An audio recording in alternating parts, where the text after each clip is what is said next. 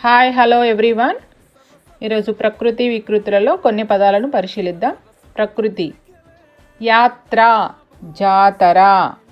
ఆశ్చర్యం, అచ్చెరువు.